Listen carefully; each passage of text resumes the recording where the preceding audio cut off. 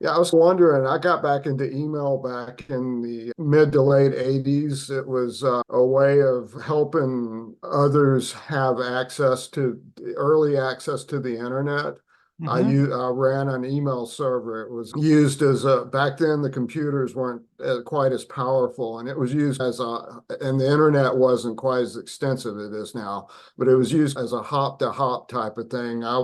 People Yeah. could send email through my server and I'd send it through another guy who sent it through Georgia Tech here in Atlanta, and then that got out to the internet as wide. And I got into it from a technical point of view, but I was wondering, how did Dude, you get into email? that's pretty cool. Heck, I guess I was young in in the early computer days of the mid 80s. So I got to play with that stuff a little bit. And I guess really I got into email in a more significant way in 99, 98, 99. I went to work for an email infrastructure company. And so they built the foundations of and the backbone for what was Hotmail and like most of the web-based email systems Oh, that were out. really?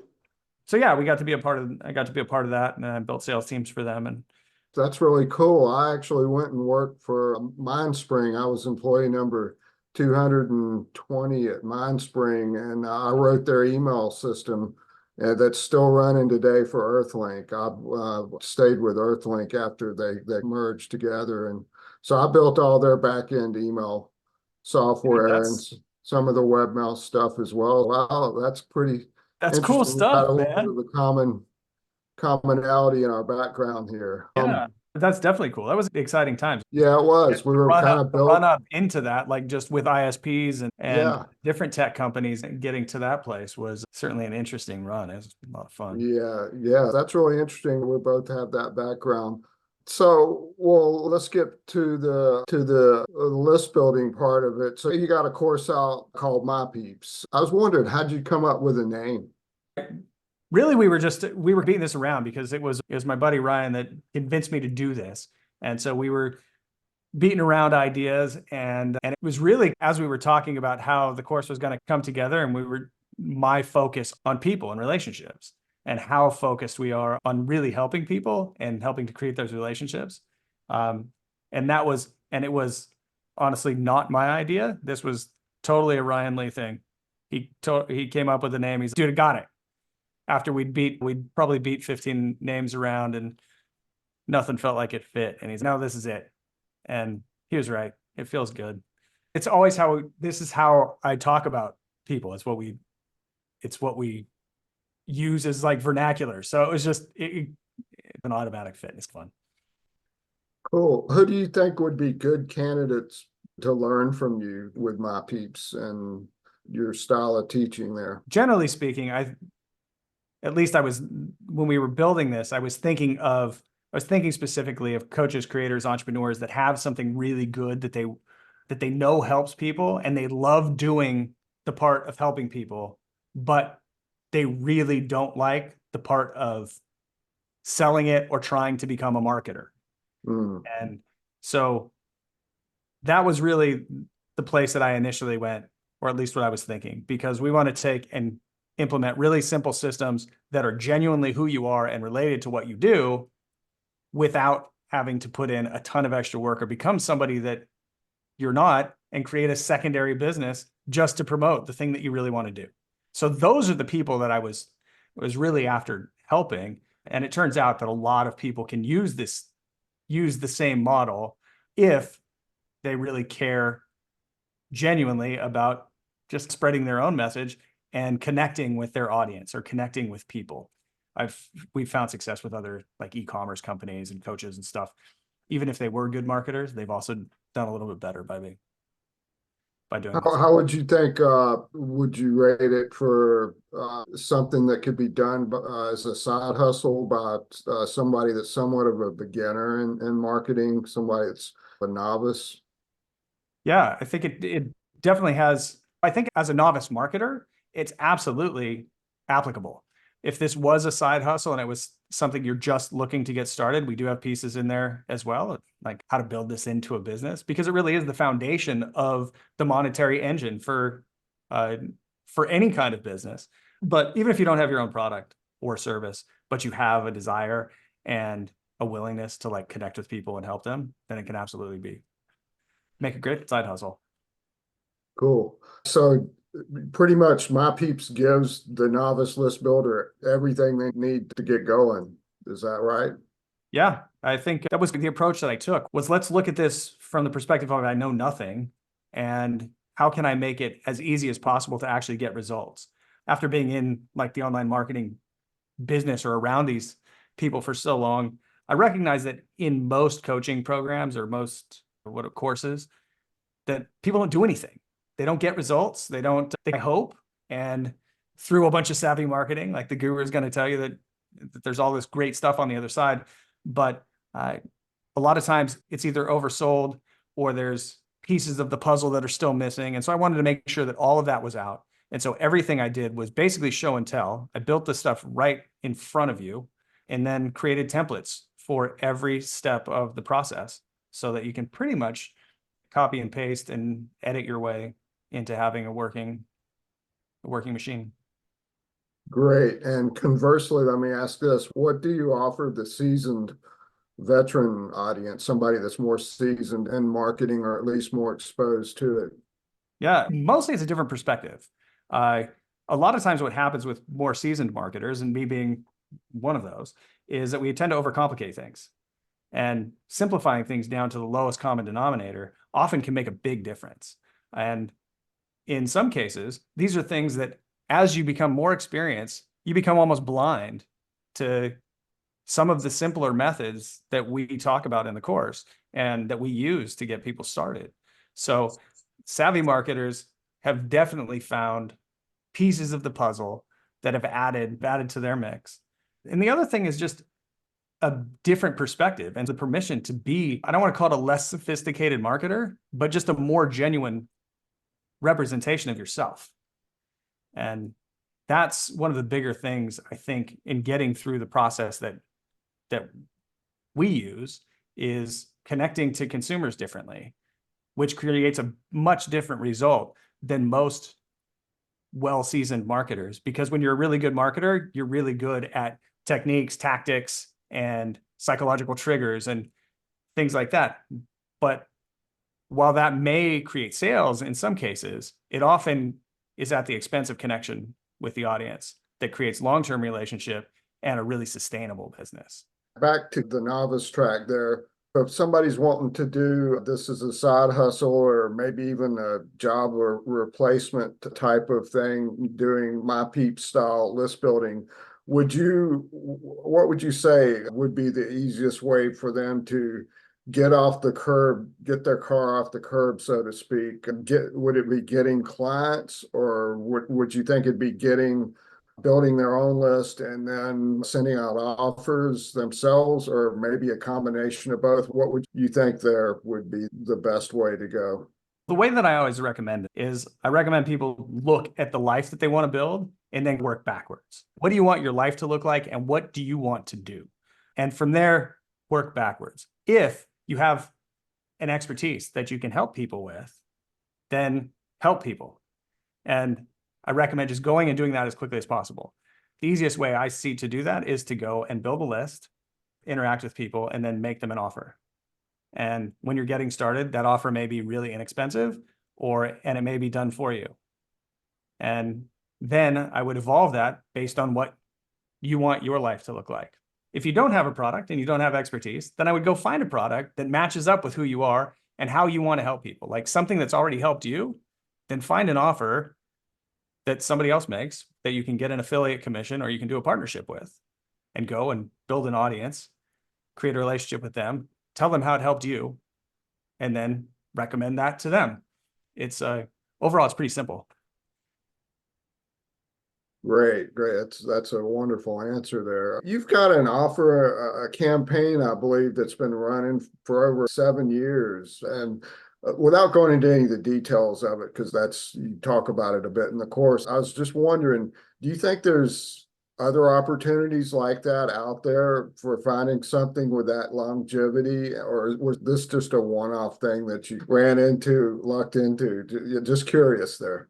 Well, It's always lucky when you get a campaign that works, but maybe not. No, this can absolutely be replicated. And that's the thing. One of the things about My Peeps and list building as a whole, and the way that we teach it, is that we can reutilize a lot of content to reach new audience and constantly be reaching a new audience with existing content rather than creating new all the time over and over.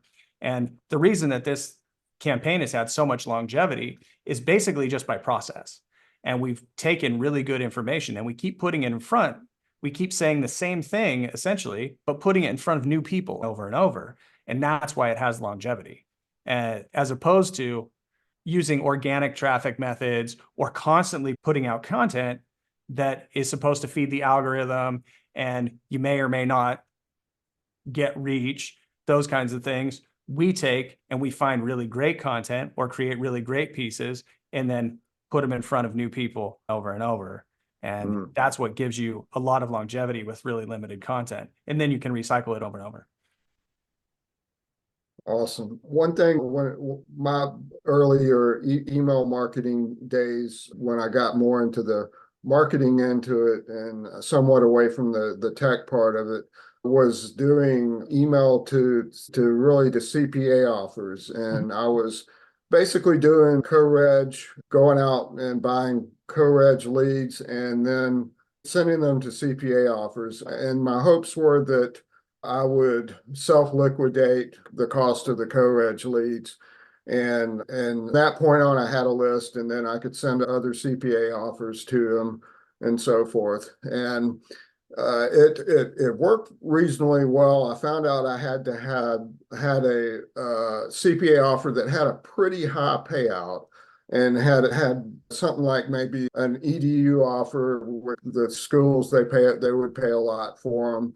Oddly enough, I got something like a Bosley hair offer. They were paying something like $30 for a fairly small form that they filled out, and that offer was good. But I guess the question I want to ask you: are you a fan of trying to liquidate your lead buying efforts? And the second part, do you recommend high or low ticket offers in your liquidation of? Yes, the first part of that question, absolutely. If you can get a self-liquidating offer working, you have basically hit the jackpot and a recipe for freedom for the rest of your life. Because if you can self-liquidate on a lead, you get an asset, you put in $1, you get more than $1 back.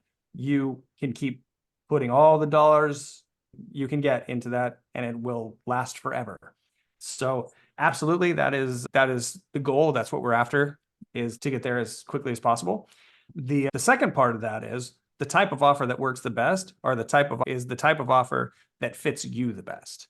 I always talk about this in terms of the relationship you have with yourself and the relationship you have with people on your list. And that relationship is very much like a friend. So if I'm talking to you and sending you, David, an email, like, that's a pretty easy thing for me to do. And it's easy for me to, without pressure, to talk to you the way I want to talk to you, say what I want to say, and recommend something that I honestly believe is going to be helpful for you. That being the case, when I honestly believe that, any type of offer can work. So whether it's high ticket, low ticket, CPA offer, a course, even an e-commerce product, any of those things can work, can convert well, and can make you money, and could potentially self-liquidate off of after an email or two. That being said, if I were starting and I were a coach, for example, or if I were a service provider, I would look towards something as my first offer to be something substantial in whatever my terms are. So if I were doing this for myself, the first offer I might be for a one-on-one consultation, and that might cost $3,000 to $5,000, just because that would frame things really high and it would allow me to position things. And if one person takes it, like, understanding that most people won't take that offer, but the next thing that I do that I know can help them also will be much lower ticket. So those are 3 different answers to the same question. Okay, good. Awesome. So Once one builds let's say one wants to build their own list, what do I do with that list after I build it? And just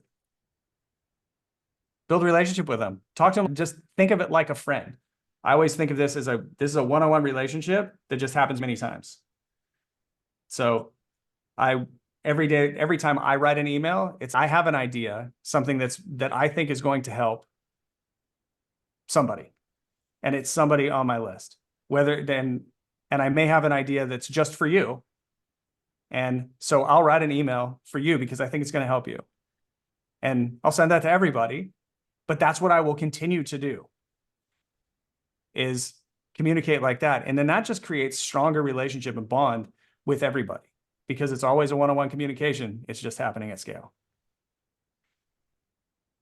What would I've heard a couple of your other interviews, and you said something to the effect that if you found something that is fun to do, that you'd do it. You wouldn't even ask them for the money potentially. You'd do it just because it was fun. Have there been any really fun projects you've worked on lately that you could just mention, or Man, any? I'll tell you quite honestly, everything that I work on these days is fun. Awesome. It's basically a filter for things that are meaningful. Like the things that I do now are because they seem like they're going to be fun. And if they continue, if they are, then we just continue to do them. Building my peeps was super fun. Having conversations like this, like I really enjoy this. And so pretty much all day, every day, I'll do this stuff. Even the campaign, even the partnerships that I continue to run, like those are still great partnerships that I enjoy so much, and they're meaningful. I know that every time we run that, it changes people's lives, and that makes me feel really good. I enjoy that so much that if the money dried up from it, I would still do it. Great. So another thing I think I've heard you say before is you don't like to sell stuff, but you like to help people buy stuff. Could you talk a little bit more about that? Man, I love that you pulled that out. Thank you. Yeah, absolutely. I spent a long time trying to be a salesperson because there's a lot of leverage and salespeople make the most money, but I always hated those guys. Growing up, I remember the guy that was pushy and was always trying to pitch you something. The guy at the party who's, hey, look at my latest opportunity, or I got this set of steak knives to sell you, or whatever the thing is, he's always got an angle. I always hated those guys. But I was fascinated by it because also the guys that made the money and the guys that ended up being the CEO, they were always the sales guys. And so I spent a lot of time learning the techniques of selling and learning how to do that effectively. And quite honestly, sometimes it didn't feel right. There was still me in it, but it didn't feel right to be pitching people all the time. And I realized that I like to buy stuff, but I hate it when people are selling me shit. Don't try to push me to buy something. I'm stoked if someone helps me make a decision, and if they can help me buy something and make it easier for me and help me get the thing that I want. But when they're pitching me, it makes me uncomfortable. I don't like it. And so I started to figure out and integrate that into even my corporate sales back in the day, and realized, oh, it's a lot easier if you're just human with people. You get on the same side of the table and you start looking at how can I help you get what you need on the other side? Even if it's not for me, if I can help you buy something that's going to make your life better, like eventually I'm going to make more sales. And once I figured that out, all of that became a lot easier. And today, especially with internet marketing, like I still went down the rabbit hole of trying to do things that I was supposed to do in order to make sales. And it didn't feel right. And it also worked for a little while, then doesn't work. And when I flipped the script to just helping people buy and caring about people, looking at it from their side of the table, man, life got a lot easier. So yeah, absolutely. I hate to sell shit, but I love to help people buy. I can certainly relate from my tech days, and a lot of my fellow colleagues that were, software engineers. They Marketing was a total different world to us, and selling, we were like enemies to those people. So I can feel for where you're coming from there. That the sales part has a bit of, I don't know, ickiness, or it just doesn't mix with engineering. And so I can see that. That's a great perspective. Like from an engineering perspective, sales is like a whole nother skill and it's a lot of pressure.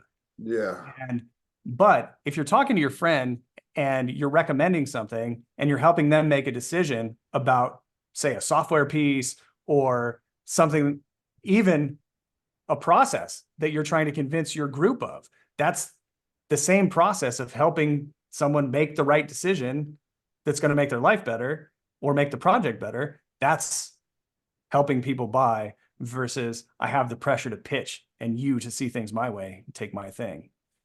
Right. And even us software engineer types have to sell our boss on some solution we develop. So there's sales everywhere. And then my boss, we would say, these marketing guys, they're making us do this. And then next week they change their mind, make us do this. But at the end of the day, my boss says, guess what pays your salary? It's not your code is going out and getting people to buy. They could care less about all that code that you wrote for that email system. What they care about is solving some problem that they need to get hooked to the internet. In the MindSpring days, the Earthlink days, the Hotmail days, they need to be able to send emails. So nobody gives a rat's whatever about your code. It was a bit of humble pie to me and something that I had to learn, and motivated me. Like I think somewhat like you had to learn sales because at least to a degree so that you could help people buy things is like the way you put it, I think is great there.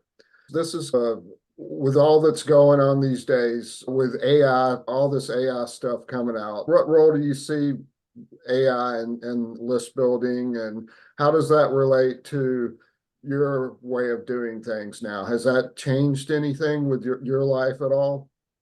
No, not at all. And I actually think it's making my life better or easier because it's putting out a bunch more crap.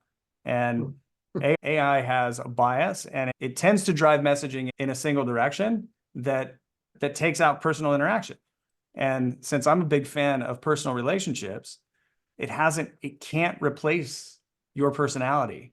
So I think the role that it has in saving time or simplifying tasks or even brainstorming so that you never have a blank sheet of paper, like that can be really helpful. But outsourcing your relationship to AI, and with more and more people trying to do that, people like us are going to stand out. People like us are going to get in the inbox and you're going to open this because we have a real relationship. When you hit reply, you're going to get me.